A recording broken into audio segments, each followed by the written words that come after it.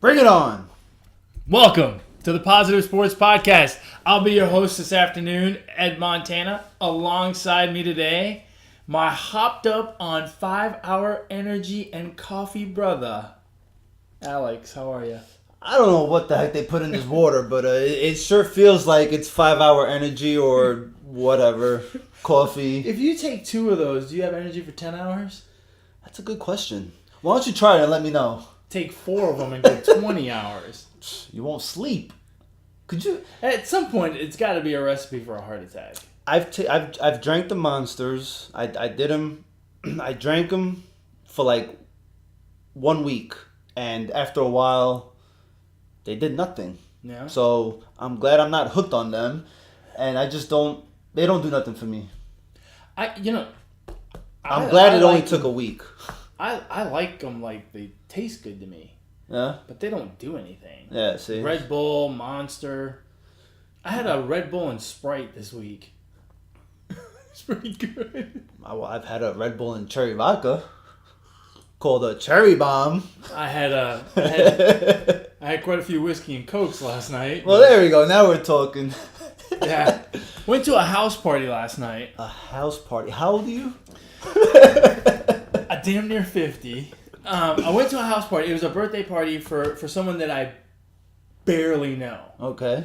And when I say I barely know them, I mean I met this woman and talked to her for 6, maybe 7 minutes at the end of an evening.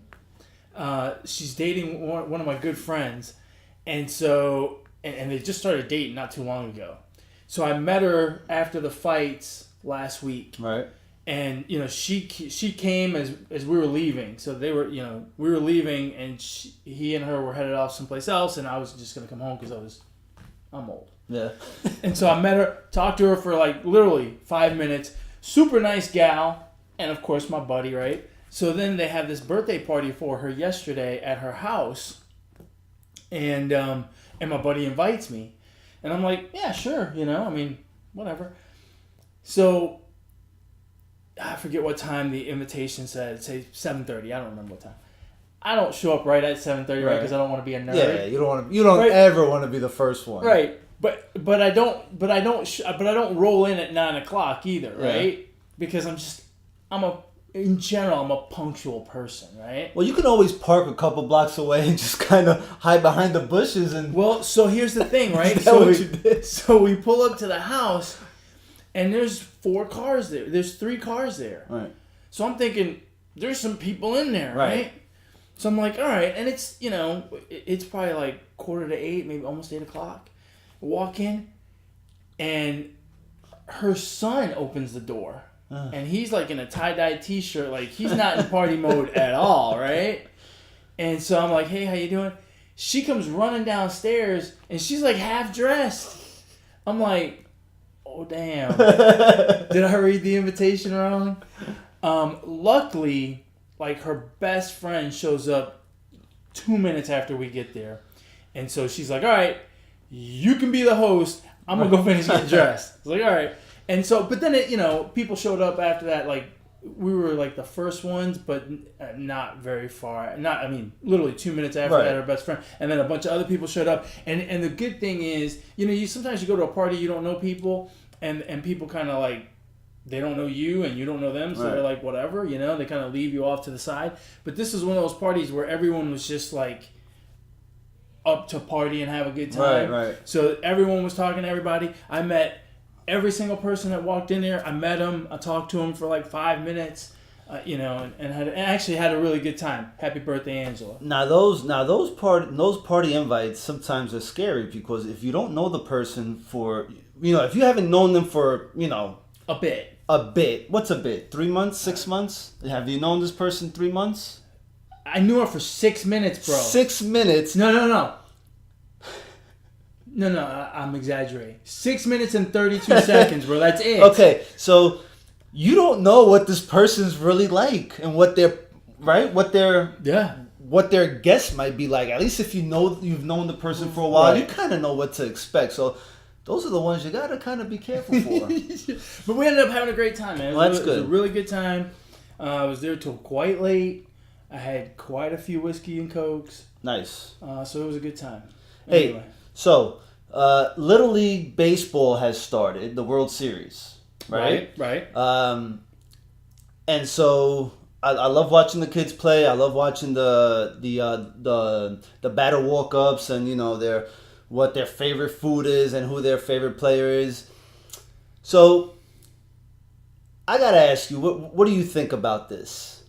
The kid hits a home run, hits a bomb, right? And the pitcher that gave up the home run goes up to the batter, but he's rounding third, in between third and home, and he kind of shakes his hand or he pats him on the back. At that level, I mean, you're on TV. At that level, is do you have a talk with your kid? Say, hey, don't. Because it kind of... For me personally, right?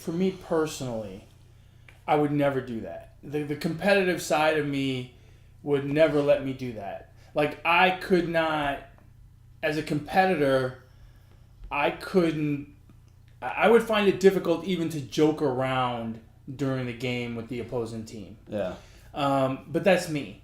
If I'm the coach and that's one of the kids on my team, he does it, I don't really have a problem with it. I think it's a nice gesture. If it's my son, do I tell him, hey man, do I try to mold him to be more like me?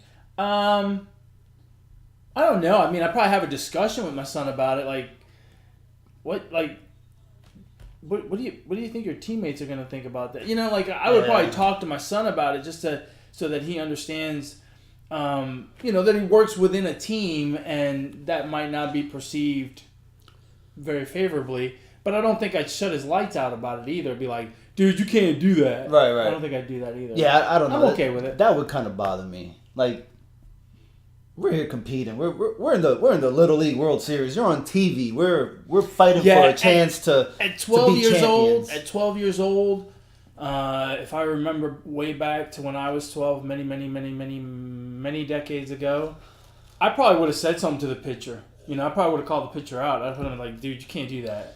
Yeah, I don't know. I mean, we like the sportsmanship, but sometimes, That's I too don't know, much. man. I think so. We're competing. And then the other kid last night, I think it was Hawaii, and I can't remember the other team, but the pitcher from Hawaii hit the batter. The batter walked over to first, and the pitcher went over there and shook his hand too, and make sure he was okay. I guess so. I mean, maybe that one is more. I'm more okay with because you're not congratulating him for beating you. Right. You kind of quote unquote committed an offense. It's no different than in the NBA when you foul a guy, you reach down and help him up. I don't have a problem with that. Right, you fouled him. It got called.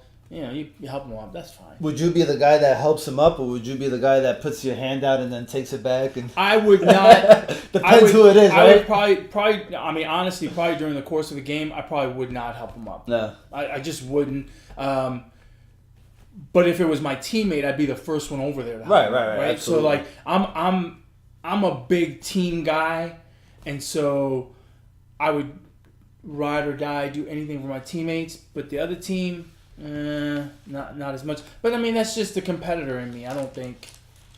Yeah, I think that if you and I were playing checkers and you dropped a piece, I wouldn't pick it up. I wouldn't expect you to even pick if it up. rolled all the way over to my foot, I'd be like, you wouldn't even like kick it over back to my side. I'd be like, no, that's you.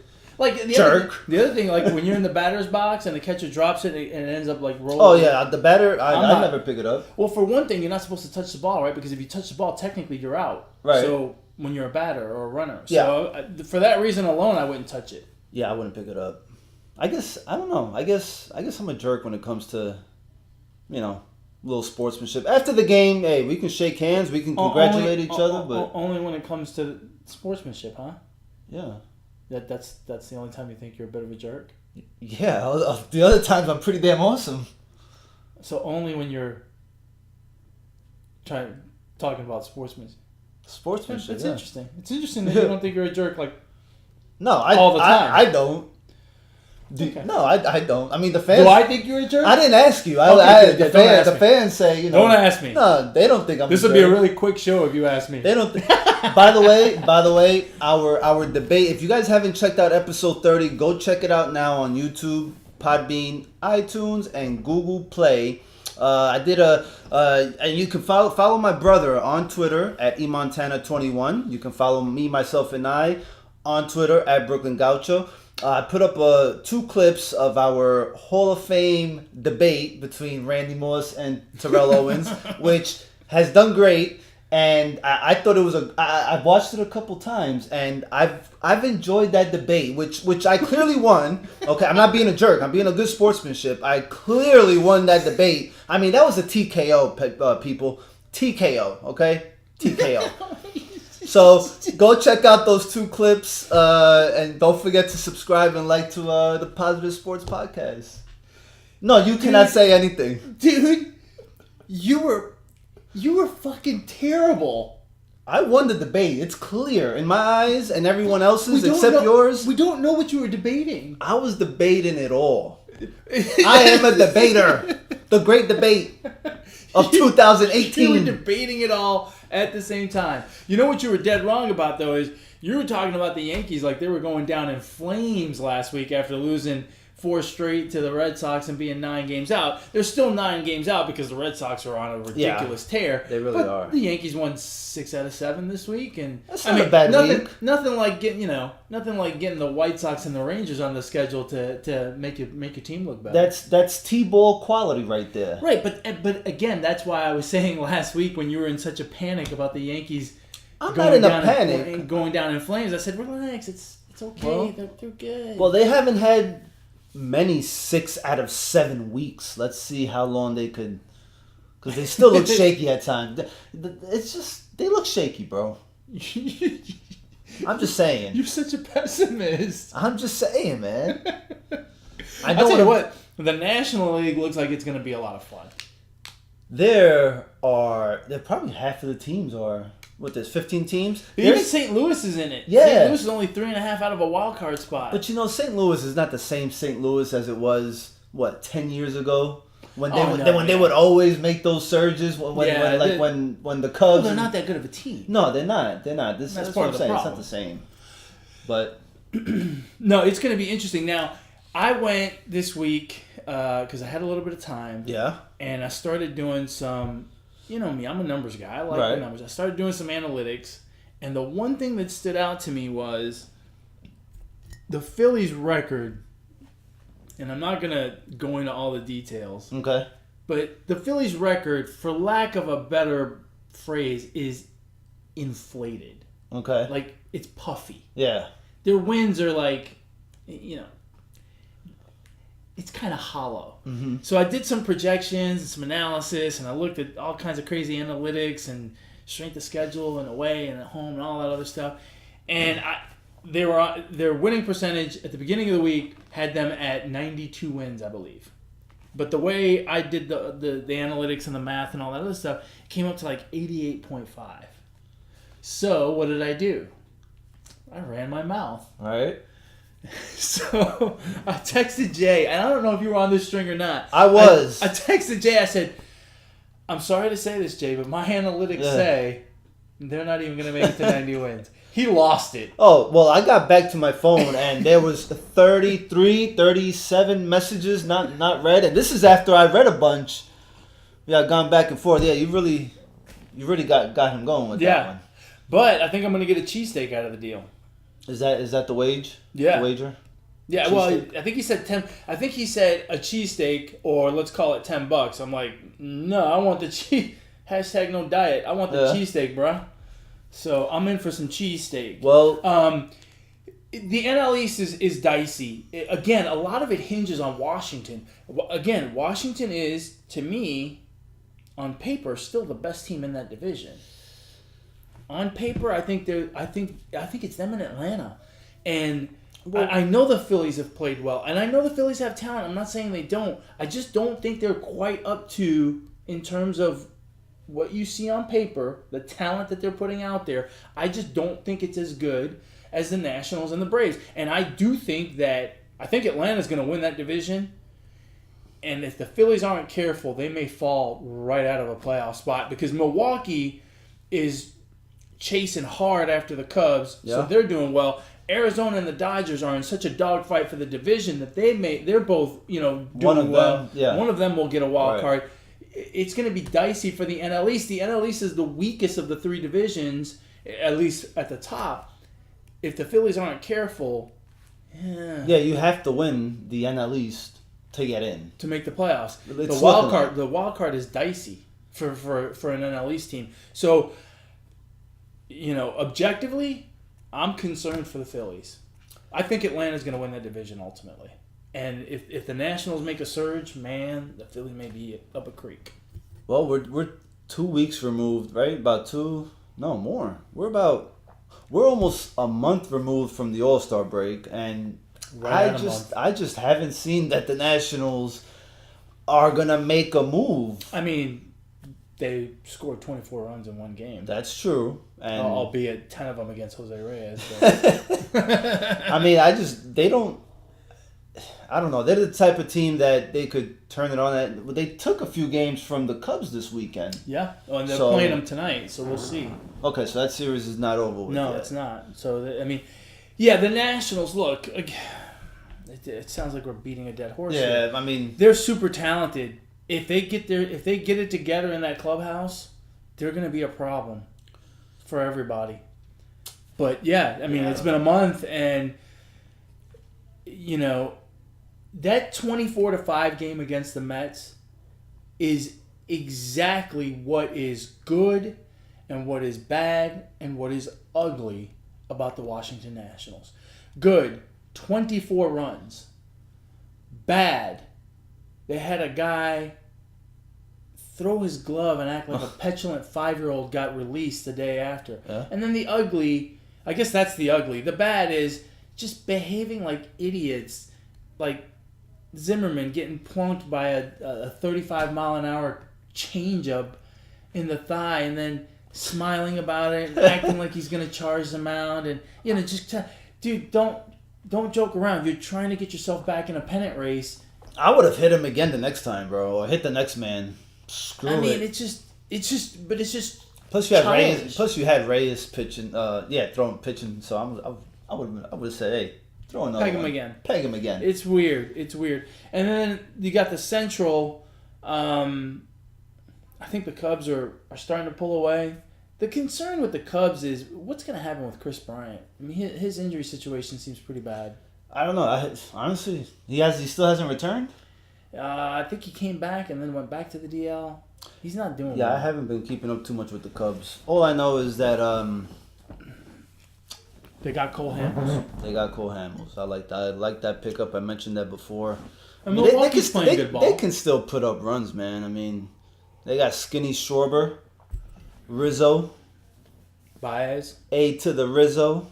Baez might win MVP. He's having a hell of a year. He's having a great season. He's putting up some great numbers. He's not too shabby with the glove either. I love watching that guy in the field. He's something else. And hey, don't sleep on St. Louis and the Pirates. They're both playing well. Yeah, they're a little bit further back, but when you're talking wild card, there's something to consider there. I mean, St. Louis is only 2.5 out. Yeah, but when you're like the third and on in the wild card, you have to depend on just too many teams. Right. You don't really control your own destiny. Because you can go on a run, but so can 2 of the 4 teams that are ahead of you. Yeah. They can go on runs too. So you'll just make up 1 or 2 spots, and it might be too late because now we're in August. So, but it does put a lot of pressure on everyone. Oh yeah, which makes it interesting. Out west, Arizona and the Dodgers are in a dogfight. The Dodgers are going to pull away any moment now. Yeah, well, you've been saying that for about 3 weeks, and they're behind. They're behind, so they haven't even pulled ahead. It's only the middle of August. No, they're tied, aren't they? I don't think so. I thought they were tied. Look, it's only the middle of. They're a game behind now. They have to catch Arizona to pull ahead, and it doesn't look like they are. They don't have the pitching to me, and they lost their closer. That's big. That's a concern too. That's not a. Yeah. That's the second time I think Heart- he's had heart a problem? irregular heartbeat or something. Yeah, like that's it's not the second cool. time. Second time. So yeah. Now they have to. Yeah, now they got to plug in somebody to. He may not be back, man. Yeah, it's tough. And if he is, that's why they're not pulling away. Could be. Otherwise, they'd be a good 1, 2, maybe even 3 games up. I doubt it. All right, so we're gonna get into some basketball. Basketball, that's right. Last week or the Wayback Machine. 2 weeks ago, right? Are we gonna talk about the basketball tournament? There is no basketball tournament. No, it just ended. Tournament? Which one? That basketball No. tournament. No. With the overseas elite and the Syracuse alumni and the Jimmer Fredette team. If you watched that, you probably had some money on that. If you gambled on that, Yeah. that's what you call degenerate. Yeah. We're going to talk about NBA over and unders. Oh, that's right. Those came out. Over and unders. So we can start in the Eastern Conference, because in the Eastern Conference, I think now that LeBron is not there, right? The East becomes more interesting. More interesting, right? Yeah, absolutely. And now the win totals change a bit for some teams. You take away all of the wins from Cleveland That's and right. you give them to everybody else. You spread them out. Exactly. You spread them out. I mean, that's kind of what's going to happen, right? I think so. What's the win total for Cleveland? It's 30.5, and they won 50 last year. So that's 20 wins. And yeah, they played against Western Conference teams as well, but you got to spread those 20 wins basically out amongst the Eastern Conference. Yeah, so that's a 20. So LeBron is worth 20 wins. 20 wins. Wow. 20 wins. But the Lakers are only 13 wins better. They're projected to be 13 wins better. How does that... Wait a second. Who came up with these? They lose 7 wins because they also brought Stevenson over. Oh, yeah. So they don't expect LeBron to be as good because that dude's going to be blowing in his ear all the time. And McGee. And Michael Beasley. Damn, I just screwed it all up for the Lakers and Right, LeBron. so they took the 20 wins from the Cavs, they gave them to the Lakers, and they said, "Oh shit, but we gotta take some back. Take some back because you're not gonna get all of those with those other Jimmo." Although, to be fair, he had J.R. Smith in Cleveland. That had to cost him a couple of wins. Yeah, that's true. I bet you they'll take away those 13 wins if the Lakers sign him. J.R. Smith. Damn, they'll be back where they started. All right, so the number one, the Raptors were the number 1 seed, correct? Yes. They were the number 1 seed, so they won 59 games last season. This year, they're projected around 55. Makes Are sense. they 5 games worse with Kawhi Leonard? I don't think it's so much that they're worse. It's just that the 59 games that they won was probably like a top out number, right? Like, and you have to figure there's going to be a bit of a feeling out process and getting to know each other process with Leonard in there instead of DeRozan. I think that's a very accurate number. I think they are 5 games worse, if not a little more. They lost the coach of the year, too. Don't forget that. Yeah, they fired him. They fired the coach of the year. You just get another one. So I don't know how they're gonna. They're gonna need a bunch of time to gel. Yeah, that's true too, right? When a new coach and yeah, you're right. I think you may be right. I think I'm gonna agree with you that 54.5 may be a little too much. So yeah, I like that number. They're definitely a little worse than last year. The Celtics at 58, they won 55 last year. That sounds about right. And actually, they could, again, you can't make the number too high because then you get into the ridiculous zone, right? But man, I think they may actually go over that number. If Kyrie Irving comes back and he's healthy, Gordon Hayward, I mean, that's a good basketball team. Here's the question mark. No LeBron? Yeah, but here's the question with the Celtics. Are they too loaded? I think they have the right coach to control that, but sometimes you got players' egos get in the way. I don't know that. Well, I, let me answer that with one word.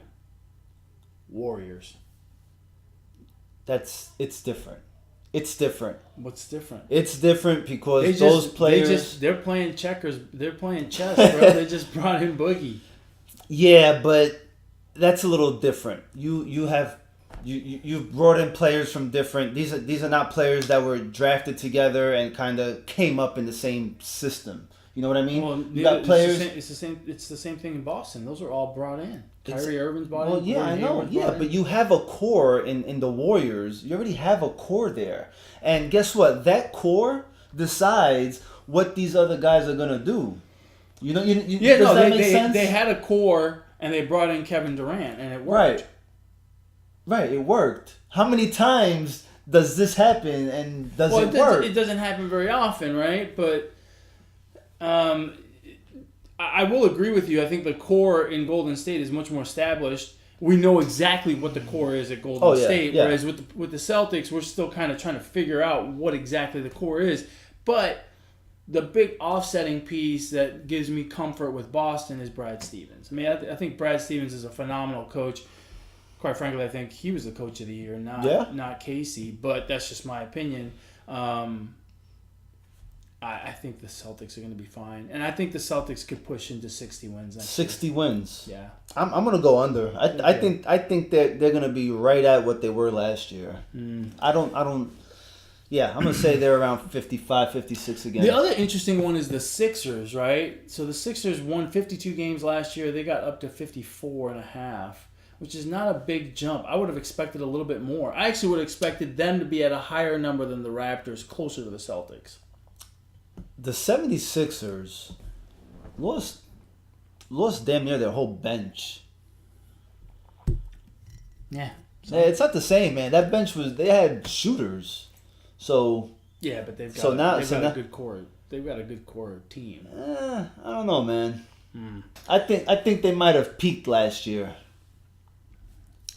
Huh? And then in the Central, we can't talk anymore about the Atlantic because it's the Nets and the Knicks, and no one cares. Out of the Nets and the Knicks, who's so the Nets? Who's worse? The Nets are 33, projected to win 33 games, and the Knicks 30.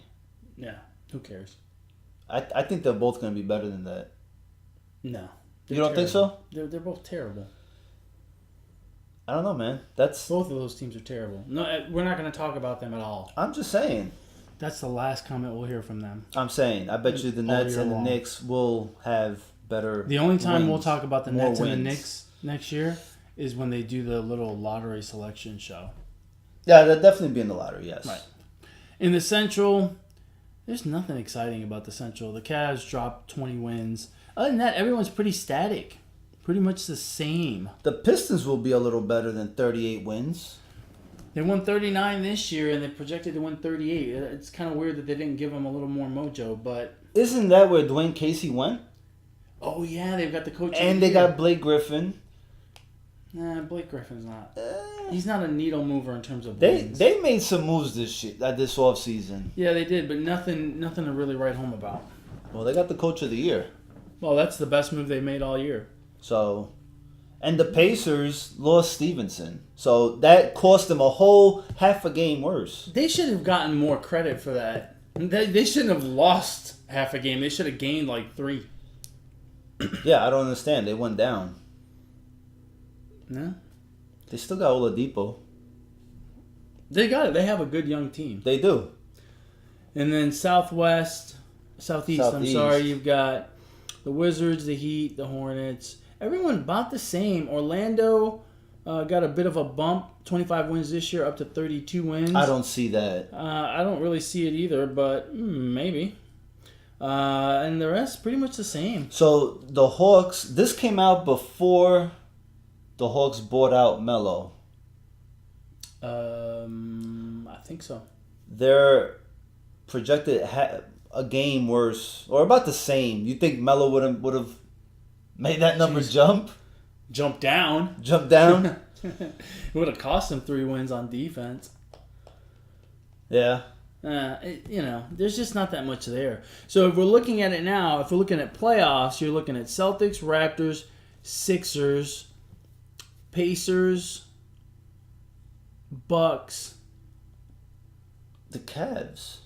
No, not the No, Cavs. not the Cavs. Wizards. So what do we have? 3, 4, 5, 6. Good grief. So the Pistons would make the playoffs. Yeah. No. Sure No, they would. 3, 2, and 2. That's, 7. Yeah, the Pistons with 37.5 wins would make the playoffs. Good grief. They need to go down to 4 teams. Do you think the Cavs are going to be that much worse? I don't Yes. think they're going to be that much worse. It's the same thing that happened last time LeBron left. Yeah, but they actually have some quality of players there. Who? Kevin Love. Okay. And now the players don't have the stress of working with LeBron. Larry Nance. You got the other cat. What's the other cat? Jordan Clarkson. Yeah. They're not. I think you think less than 30 wins. I think 30 is spot on. I think they're gonna be over that. I don't think they're gonna be. They're gonna go. You're not gonna see that much. 20 games worse. I don't think so. Yeah. Nah. Remember, you still got J.R. Smith on that team. That's a headache. Yeah, he's a headache, but Yeah, no, I don't. God, they need to go down to 4 teams in the playoffs. 4 teams from each conference. I mean, seriously, do you want to see the Pistons in the playoffs next year? A 38-win Piston team? nah. I mean, either that or just reseed all the teams, right? 1 through 16, both conferences, right? Yeah. Combine them. Yeah, that might be. Then you just wouldn't have. Well, you can't do that either because then the times that the games start, you won't have no East Coast teams, Right. so they Yeah. can't do that either. Well, yeah, So we're stuck. They gotta fix it somehow, but it's terrible. It's terrible. But at least it will be interesting towards the tail end because I think once we get down to those final 4, the Celtics, Raptors, Sixers, and Pacers, I think it'll be an interesting playoffs. You just got to make it through a really boring first round. Yeah. Out west. Well, out west, you have the Warriors. Surprisingly, 4 games better, 5 games better. The Boogie effect? Can they get better? No. I mean, on paper they did, right? They picked up Boogie. Yeah. He's not going to play for half the season. Playing chess, not checkers. So he's going to be busy playing chess. I don't know, man. I think that's kind of high because I think the West got a little better, obviously, with LeBron there now. I guess it doesn't really matter. They're probably going to be the number 1 seed anyway. But Yeah, I don't see them winning 63 games. It could happen. It could. Yeah, I think they will. You think they'll win I think 63? they will, yeah. Again, they're another year together, barring injuries. Man, that is one heck of a basketball team. I'm surprised that the Rockets got dropped 11 games. I'm not, man. That was their season. That was their season. I agree. I don't think they'll replicate 65, but I don't No. think they're going to drop 11 games, bro. That's a lot. I would have pegged them more at that 58 number. Well, now this is before Melo got signed there, right? Now it's 55. Now it's or 50. The lack of defense. Or not making the playoffs at all. Yeah, I'm not too surprised by that number, but 57 wins maybe. I would have Somewhere around gone there. over before Melo. Now I'm a little bit nervous. Yeah. I'd be curious to see how they use Melo. I think it's a terrible idea. Yeah, I don't know why they would. I don't know why they did it, but whatever. And then you've got OKC being the best team in the Northwest. The Jazz at the exactly the same. The Nuggets pretty much the same. The T-Wolves going down. I would have thought they would go up. 47 wins. They got them going down to 45. But you know what? That's a young team that's getting better, I thought. Yeah, but there's a lot of talk about Jimmy Butler leaving, Karl Anthony Towns possibly getting traded. I think that's gonna be the hot mess team, man. Hot garbage. Yeah. Maybe. Yeah. And then Portland went down a lot. They 49 did. wins. I do think the 49 wins they had this year was a bit of an overachievement. But I'm still surprised to see their over-under go all the way down to 42 for next year. They really haven't done anything to get better. They haven't lost anything, so Yeah, that's why I'm kind of surprised. 8-win difference. Yeah, that seems like too much. I would probably take the over. I don't think they're going to make it to 50 or, beat last year's number of 49, but I don't think they're going to drop off much either. I think they're pretty much the same team. Yeah, maybe 2 wins less, somewhere around the 45. And now the big needle mover is, of course, the Lakers. Now, 48.5 is not, you're not blowing people's socks off at 48 wins, 49 wins. But it's not a bad season either, especially when you're coming off of 35. Do you think they go over or under that number?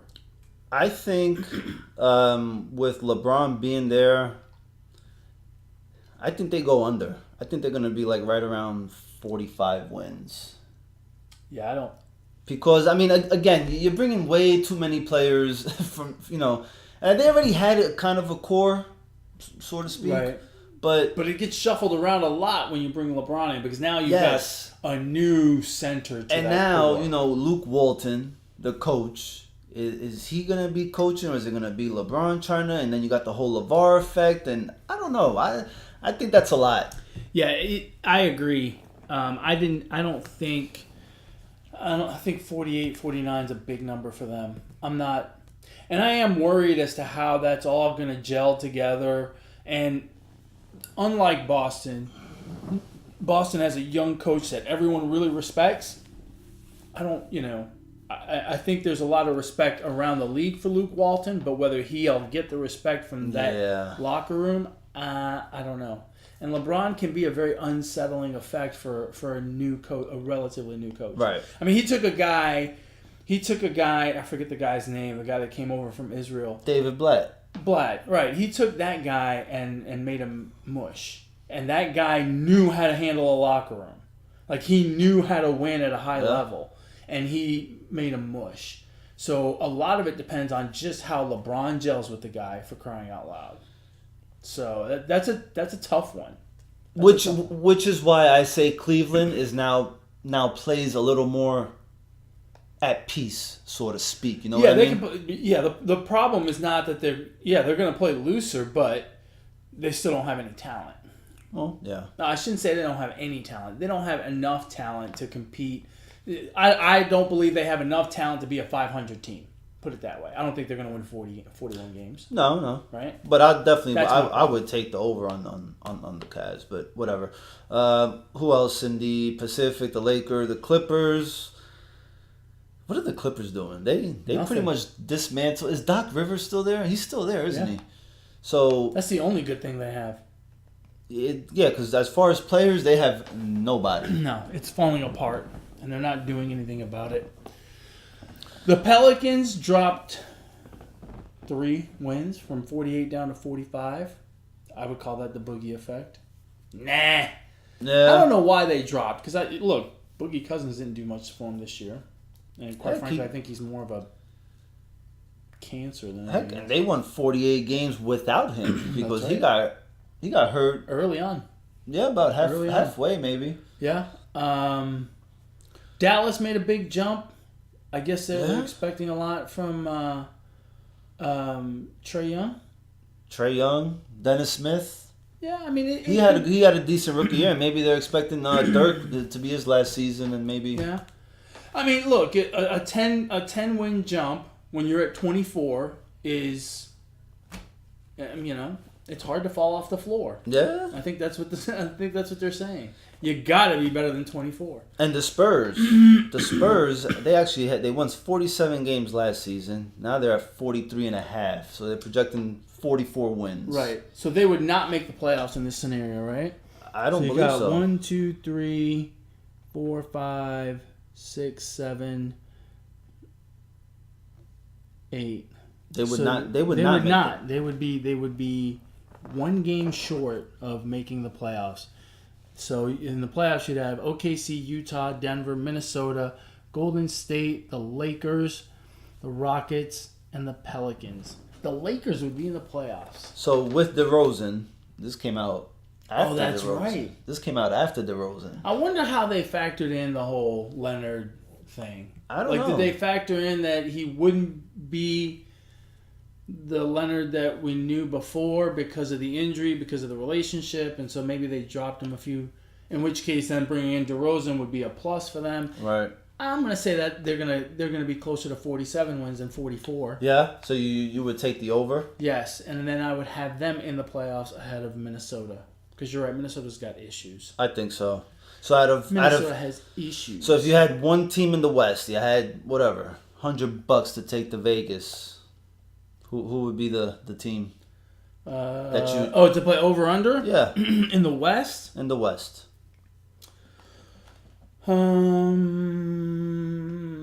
I think I would go over with the Rockets. Over with the Rockets? Yeah, 55 wins. I think they can do that. No. I think they're going to drop off from last year. Last year was exceptional. 65-17 is a fantastic season, but I don't think they're going to drop off that much. That's just, that's a bit unfair. That's a good team. They're bringing back all the pieces. Now that I think about it, if they can stay healthy, right? CP3 is not a young guy, and he is a big deal for that team. They lost some key pieces. Well, Ariza. That was pretty key. Yeah. Man, you're making me rethink that. That's tough. I don't know. Vegas is never wrong. Well, it's not that they're never wrong. They're rarely wrong. It's not even that they're really wrong. It's true, though. They're really wrong. They're about 60% right. Yeah, see, my team would be the Timberwolves. I would take the under. Oh, 44 and a half? Oh, yeah. I would definitely take the under on that. I may just do that, by the way. Interesting. Yeah, I don't have anything in the West that gives me the warm and fuzzies. In the East, maybe? In the East, I would take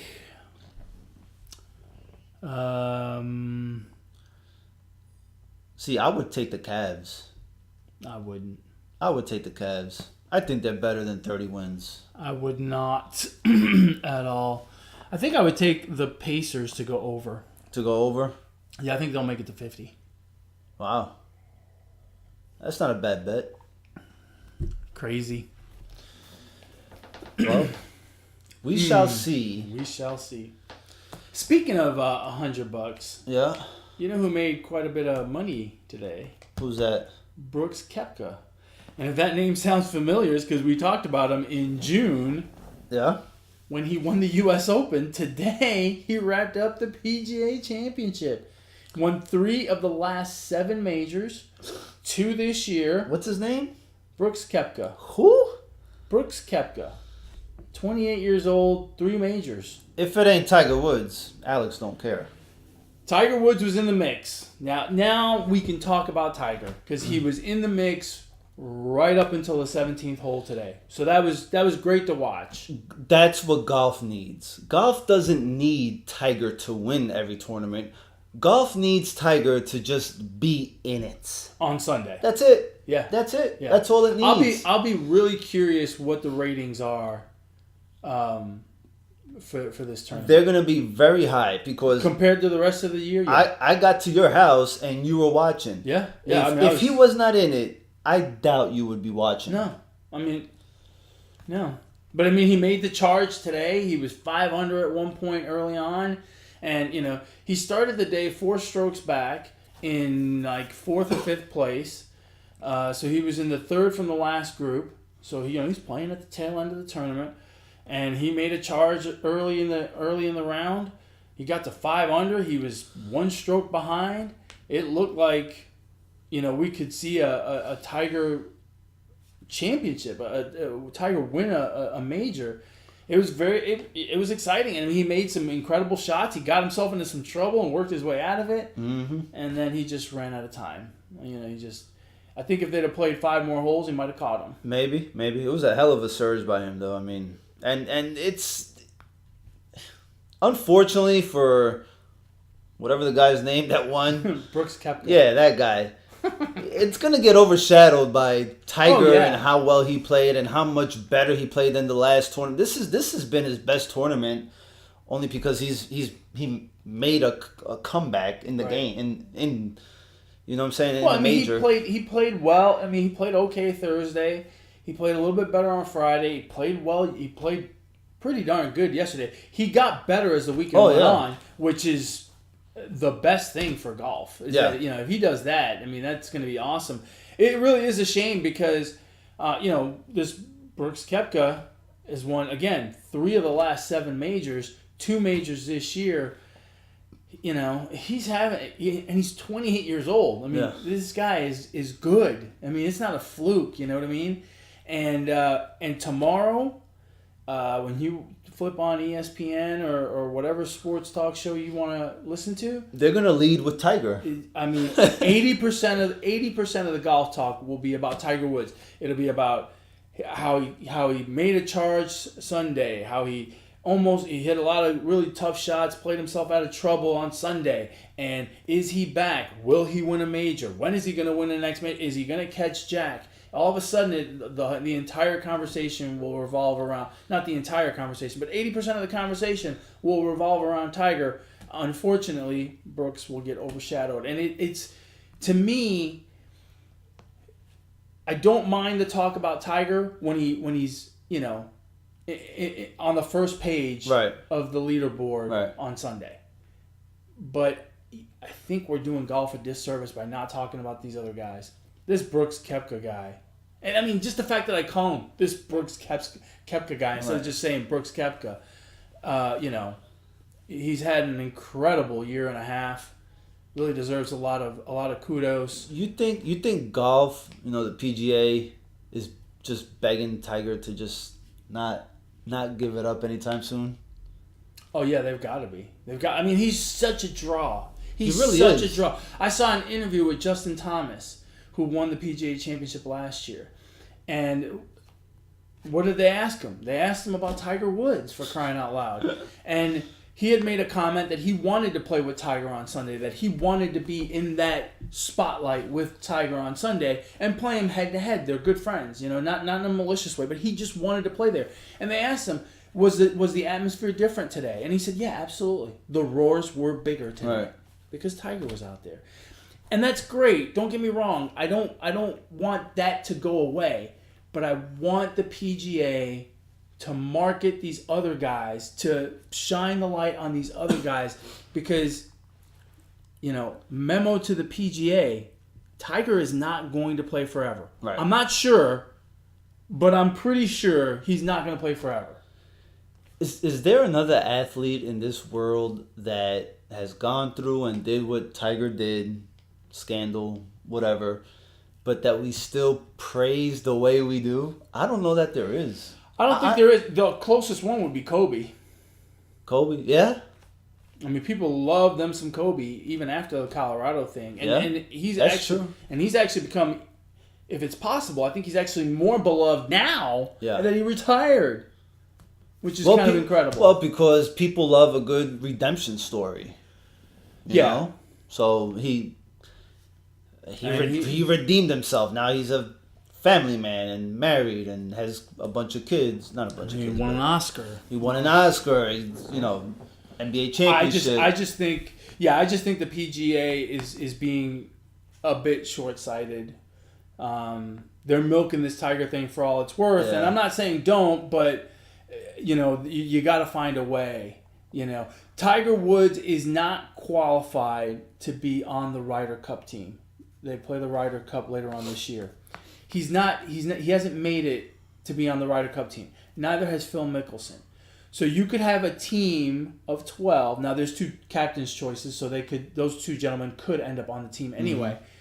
But you could make a team of 12 without Tiger, without Phil Mickelson. You could win the Ryder Cup because, look, our top 20 golfers can match up with the top 12 in Europe or the rest of the world, however they split it up, any given day. Not to say it's a gimme that they're going to win, but they could. And the PGA could use that Ryder Cup, that USA moment to really market these guys and create the next stars of golf. Jordan Spieth is right there to become a star. Brooks Koepka is right there to become a star. You need to market these guys, or you're going to be hurting when Tiger hangs them up. I'm sure. I don't watch enough golf, but I'm pretty sure there's not 12 others that you could like definite put over Tiger for the Ryder Cup? Well, there's 10 spots that are based on points. The first 10, they get to go, and then the captain makes 2 choices. Okay. So I don't know where Phil Mickelson just missed it. I think he's like 11th or 12th. He just missed one of the automatic spots. Oh, okay. And Tiger is pretty far down because he hasn't played that much. So I don't know where he is. And I don't know who's at 11, 12, 13, 14, 15, 16, to that would go instead of Tiger. But if I'm the PGA, I almost go up to the captain and say, don't pick Phil Mickelson. Don't pick Tiger. It doesn't matter. We can win with 2 other guys that are just as good. Yeah. And let's do that, and let's push the younger generation of golf. Plus, you get to see Tiger against Phil one-on-one on Thanksgiving. I can't wait to see that. I'm going to watch. At what time does that come on? It better come on like at 3 a.m. At what time does it come on? I wonder if is it going to be Thanksgiving Day or the day after Thanksgiving or what? I don't know, but if it's on Thanksgiving Day, football rules. Yeah, I mean, they better play that at like 6 in the morning. Yeah, they better not even... There's not enough time in between games to play that. Oh, no. No, a round of golf is 3 hours, 4 hours Yeah. almost. So they'd have to do it at like... Early morning or... 6 in the morning, bro. Golf at 6 in the morning? It'll probably be the day after. Yeah, I can't imagine they're going to want to compete with the NFL. Yeah, because I don't think they'll be able to. Well, they can compete with the NFL. They're just going to lose. Yeah. You know what I mean? I mean, you can put it wherever you want to put it on the weekend. Right? But even then, like that Friday becomes is a good college football day. That's right.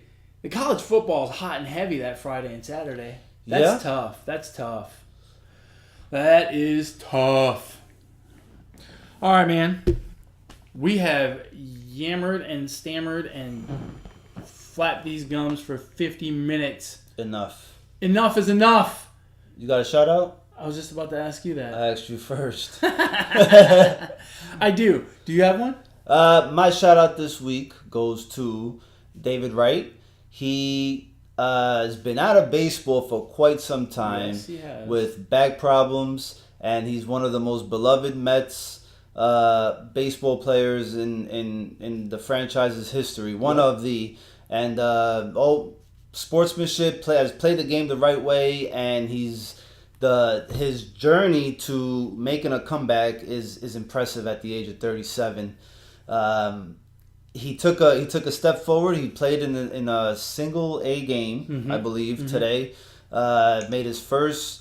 He went 0 for 3, I believe. Struck out twice. One time looking, one time swinging. But it's a huge progress for a guy that has had continuous back problems. And in baseball, as a third baseman, that's the last type of injury issue you want to have. So shout out to you, David Wright, for just taking a step forward, man. And hopefully you get to play one last game in Citi Field in your career, at least one, because you deserve it. Yeah.